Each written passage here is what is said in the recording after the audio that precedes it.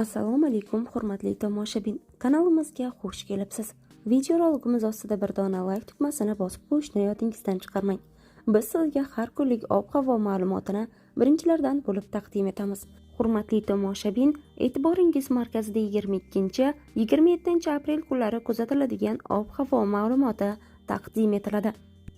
Davlat raqami tushirilgan brelok. Bunaqasi aniq hech kimda yo'q. Buyurtma asosida o'zingiz xohlagan mashina raqamini chiqarib beramiz. Juda sifatli va kamyob. Odamlar ko'rganida og'zi ochiladi. Xullas, mashinasi borlar uchun ajoyib sovg'a bo'lishi aniq. Hujjatlarni saqlash uchun hamyon ham bor. Xohlagan surat va avtoraqamni chiqarib beramiz. O'zbekiston bo'ylab dastavka bepul. Hoziroq buyurtma bering. Dushanbadan tashqari haftaning boshqa kunlari quruq o'tishi kutilmoqda. Havo harorati hafta davomida kundan kunga yuqoriga ko'tarilib borish tamoyiliga ega. Xususan dam olish kunlari O'zbekistonning katta qismida havo harorati 36 darajaga ko'tarilishi ehtimoli bor. O'zbekistonda joriy hafta ish kunlari aholi biroz sovuq, lekin komfort aprelga guvoh bo'lishadi.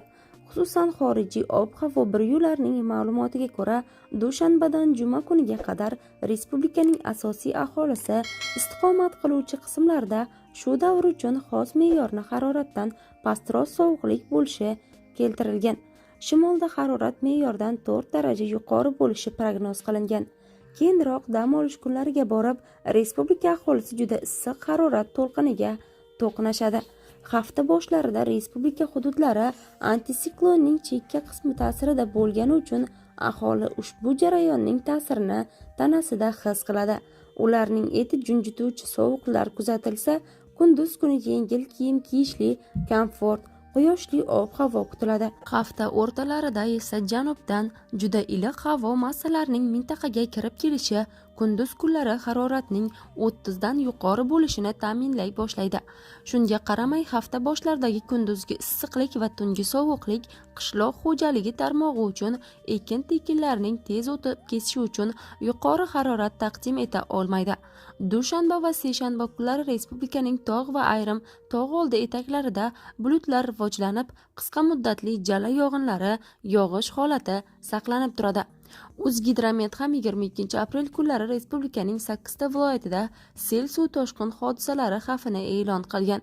Mas'ul xizmatlar shu kunlari ushbu xavfli tabiat hodisasi xatolarini kamaytirishdan o'z kuch resurslarini xavf yuzaga kelishi mumkin bo'lgan hududlarga yo'naltirishgan.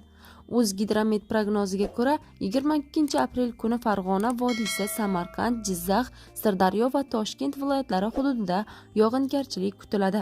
Sinoptiklar 22-24 aprel kunlari O'zbekiston bo'ylab ushbu 3 kunlikda havo harorati kundan kunga ko'tarilib borishini ma'lum qilgan.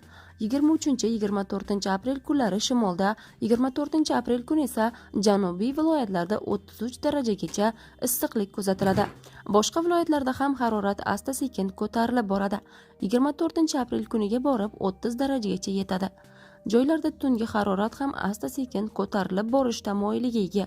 Ushbu kunlar hududlarda yog'ingarchilik kutilmaydi. Juma, shanba va yakshanba kunlari harorat o'zgarishi va yog'ingarchiliklar ehtimoli to'g'risidagi so'nggi ma'lumotlarni O'zgidrometning har kunlik ob-havo ma'lumoti manbasidan bilishingiz mumkin. Juma, shanba kunlari ham respublikaning katta qismida asta-sekin haroratning oldingi kunlarga nisbatan ko'tarilishi ro'y beradi. Yog'ingarchilik kutilmaydi. Dam olish kunlari ayrim viloyatlarda havo harorati 36 darajagacha va hatto undan ham biroz yuqori ko'tarilishi mumkin. 27 aprel kuni kunning eng qizigan muddatiga kuzatilishi mumkin bo'lgan havo harorati prognoz qilinganligi aytib o'tilgan. Hurmatli tomoshabin, kanalimizga obuna bo'lishni hamda videoroligimiz ostida bir dona like tugmasini bosib qo'yishni yodingizdan chiqarmang.